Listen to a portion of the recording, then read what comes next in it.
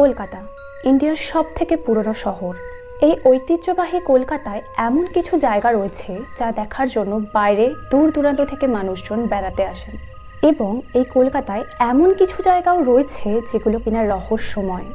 আর জায়গাগুলো কেন রহস্যময় তার উত্তর আজও মেলেনি। অনেকেই বলেন এই জায়গাগুলো প্যারানর্মাল। এখানে অদ্ভুত অদ্ভুত ভুতুড়ে কাণ্ড কারখানা হয়।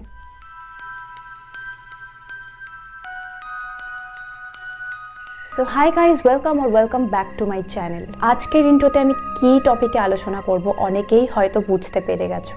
তো আজকে আমি তোমাদের সঙ্গে শেয়ার করব 5টা হন্টেড প্লেস কলকাতার। অনেকেই হয়তো এই জায়গাগুলো সম্পর্কে শুনেছো, অথচ কেন এই জায়গাগুলো ভুতুড়ে, কেন প্যারানর্মাল অ্যাক্টিভিটি হয় এখানে তা জানো না। আজকে আমি চেষ্টা করব তোমাদেরকে ডিটেলসে বলার কলকাতার এই 5টা জায়গা সম্পর্কে।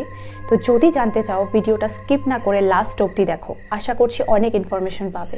আর ভিডিওটা যদি ভালো লেগে থাকে তাহলে জানোই কি করতে হবে, লাইক করতে হবে আর কমেন্ট করতে হবে, যাতে তোমাদের আমি নেক্সট ভিডিওতে শাউট আউট দিতে পারি। আর অবশ্যই এই ভিডিও লাস্টেও থাকবে শাউট আউট, তাই একদম মিস করো না। হয়তো আগের ভিডিও তোমার কমেন্ট আমি এই ভিডিওতে নিতে পারি। আর করতে হবে সাবস্ক্রাইব, আর নিচে থাকা নোটিফিকেশন বেল বাটনটাও প্রেস করে দিও, যাতে যখনই কিনা আমি এরকম একটা হরর ইন্টারেস্টিং ভিডিও আপলোড করি তোমাদের কাছে নোটিফিকেশন চলে যায়। Number 1, national library. 1760 সালে মির্জাফর কলকাতায় বেশ কিছু বিল্ডিং তৈরি করেছিলেন। এর মধ্যে একটি বিল্ডিং যেটা কিনা আজ ন্যাশনাল লাইব্রেরি নামে পরিচিত। ইন্ডিয়া স্বাধীন হওয়ার পরে এই ন্যাশনাল লাইব্রেরিটাকে পাবলিকালি ওপেন করা হয় এবং বাইরে থেকে বিভিন্ন লোকজন এই লাইব্রেরিতে বই পড়তে আসতো এবং ধরা হয় এটি ইন্ডিয়ার সবথেকে বড় লাইব্রেরি। 250 বছর আগে রিনোভেশনের জন্য যখন কাজ শুরু করা যায়, লেবারেরা এমন একটা রুম খুঁজে পায় যেটি কিনা চারিদিক থেকে বন্ধ। রুমে ঢোকার কোনো দরজাই পাওয়া যায় না। অনেক বছর পর প্রায় 2010 সালে যখন আবার নতুন করে রেনোভেশন স্টার্ট করা হয়, তখন খোলা হয় ওই রুমটা। এবং রুমটা যখন খোলা হয় সবাই অবাক হয়ে যায়, কারণ রুমটা অনেকটা টর্চার রুমের মতো দেখতে। অনেকেই মনে করেন ওল্ড গভর্নর লর্ড মেটক্যালফের ওয়াইফের স্পিরিট ওখানে আজও ঘুরে বেড়ায়। যারা লাইব্রেরি ভিজিট করেছেন বা ওখানে বই পড়তে যান তারা নোটিস করেছেন এক মহিলার শ্যাডো এবং বিভিন্ন প্যারানর্মাল অ্যাক্টিভিটি, যেরকম হট করে কারো ছায়া দেখতে পাওয়া, পায়ের আওয়াজ শুনতে পাওয়া, হঠাৎ করে চেয়ার টেবিল নড়ে ওঠা। এরকমও শোনা গেছে কেউ হয়তো বই পড়ছিল, তার কানের পাশে কেউ হুইসপার করে কথা বলে চলে গেছে, কিন্তু পর মুহূর্তেই কাউকে দেখতে পাওয়া যায়নি। আর সেখানে আজও যারা ন্যাশনাল লাইব্রেরিতে নাইট শিফট করেন তারা ওখানে কাজ করতে রীতিমতো ভয় পান। এই জায়গাটা মানে ন্যাশনাল লাইব্রেরি জায়গাটা এতটাই ভুতুড়ে যে আমি নাম্বার 1 হন্টেড প্লেসে এটাকেই রেখেছি। Number 2, Howrah bridge. নর্থ কলকাতায় মল্লিক বাজার বলে এক ফুলের মার্কেট রয়েছে, যেটা কিনা সকালে ওপেন হয় এবং এটি হাওড়া ব্রিজের ঠিক একদম পাশেই। এই মল্লিক বাজারে হাওড়া ব্রিজের নিচে এমন কিছু ভুতুড়ে কাণ্ড কারখানা মানুষ লক্ষ্য করেছেন, যার জন্য কিনা এটা সেকেন্ড টপ হন্টেড প্লেসের মধ্যে একটা। জায়গাটি ভুতুড়ে হওয়ার বেশ কিছু কারণ রয়েছে। এক হচ্ছে অনেকেই হাওড়া ব্রিজ থেকে সুইসাইড করেছেন, দ্বিতীয়ত অনেকেই নদীতে ডুবে মারা গেছেন, মানে গঙ্গাতে। ওখানকার লোকাল মানুষজনেরা বলেন তারা নাকি একটা হাত দেখতে পায় যেটা কিনা নদীর মাঝখান থেকে হঠাৎ করেই ভেসে ওঠে এবং বাঁচার চেষ্টা করে, যেন মনে হচ্ছে সে ডুবে যাচ্ছে এবং সে বাঁচার জন্য কাউকে ডাকছে। এবং দুপুর অথবা ঠিক সন্ধ্যা নাগাদ এই ঘটনাটি ঘটে থাকে। এবং অনেকে এটাও দেখেছেন সাদা শাড়ি পরা এক মহিলা যারা হাওড়া ব্রিজের উপর দিয়ে পাস করতো তাদেরকে হাত নাড়িয়ে ডাকতো, এবং যারা চেক করতে যেত যে ওখানে কে রয়েছে, কেনই বা ডাকছে তিনি মহিলাটি, তখন তারা দেখতো ওখানে কেউ নেই। তো এরকম প্রচুর প্যারানর্মাল জিনিসপত্র ওখানে ঘটে থাকে হাওড়া ব্রিজের নিচে। এর একমাত্র কারণ হতে পারে ওখানে প্রচুর মানুষ মারা গেছে, কেউ মারা গেছে সুইসাইড করে অথবা কেউ মারা গেছে অ্যাক্সিডেন্টে। এই জন্য হয়তো জায়গাটি এতটা হন্টেড। থার্ড, পুতুল বাড়ি।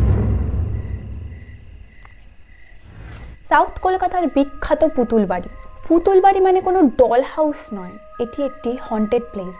ব্রিটিশ টাইমে যত মালবাহী জাহাজগুলো থাকতো তার মালপত্র এনে এই পুতুল বাড়িতেই রাখা হতো, এবং কিছু সময় পরে ব্রিটিশরা বাইরে থেকে বিভিন্ন জায়গা থেকে মেয়েদেরকে নিয়ে আসতো ওই পুতুল বাড়িতে নাচ করানোর জন্য। তার মধ্যে কিছু মেয়েদেরকে হত্যাও পর্যন্ত করা হতো। স্বাধীনতা দিবসের পরে যখন বাড়িটি মানে পুতুল বাড়িটি কিনে নেয় অন্য কেউ, তখন তারা লক্ষ্য করেন যে বাড়িতে বিভিন্ন রকমের প্যারানর্মাল অ্যাক্টিভিটি হচ্ছে, এবং তারা মনে করেন যেই মেয়েদেরকে, যে মহিলাদেরকে ওখানে টর্চার করে এনে মেরে ফেলা হতো তাদেরই আত্মা এখনো ওই বাড়িতে রয়ে গেছে।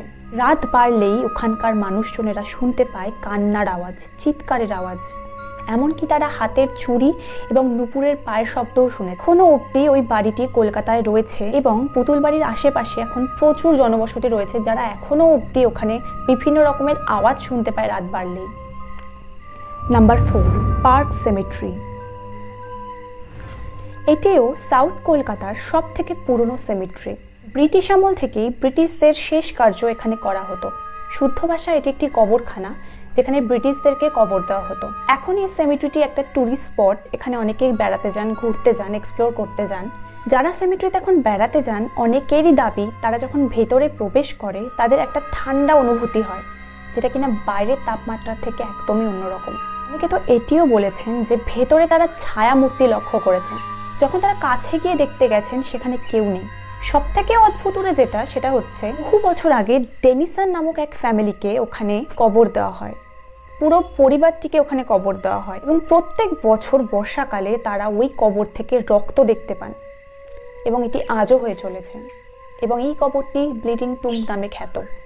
আজকের 5th এবং last haunted place, Rabindra Sarobar metro station.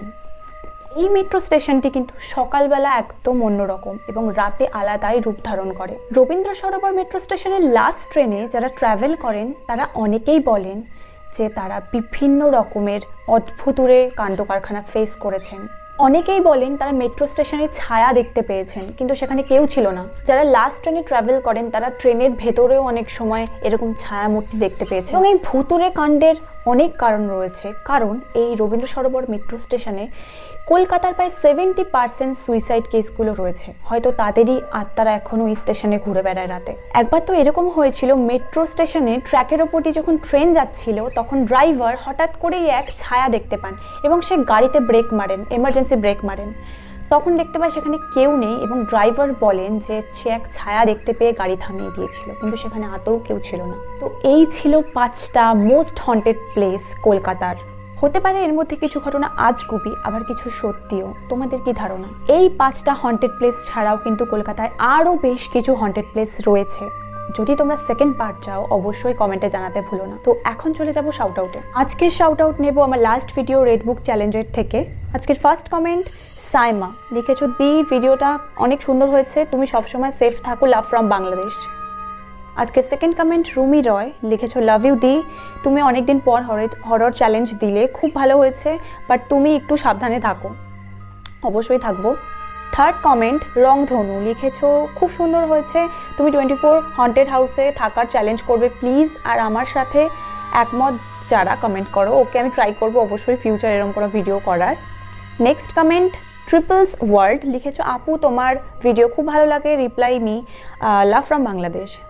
আর আজকে লাস্ট কমেন্ট ভোলানাথ বোস, লিখেছো দিদি পরের ভিডিওটা আমায় শাউট আউট দিও, আমার নাম পিয়ালি, তোমার হরর ভিডিওস আমার খুব ভালো লাগে, আরও বেশি করে হরর ভিডিওস করো আর নিজের খেয়াল রাখো, আমার নাম পিয়ালি, লাভ ফ্রম হাওড়া। তো সকলকে থ্যাংক ইউ সো মাচ এত সুন্দর সুন্দর কমেন্ট করার জন্য। আর এই ভিডিওটাও কিন্তু কমেন্ট করতে একদম ভুলো না, নেক্সট ভিডিওতে তোমার নামও থাকতে পারে শাউট আউটে। তো ভিডিওটা ভালো লাগলে লাইক করে দিও আর সাবস্ক্রাইব করে দিও। আজকের মতো এতটুকুই, দেখা হয়ে যাবে খুব শীঘ্রই নেক্সট ভিডিওতে। Till then by.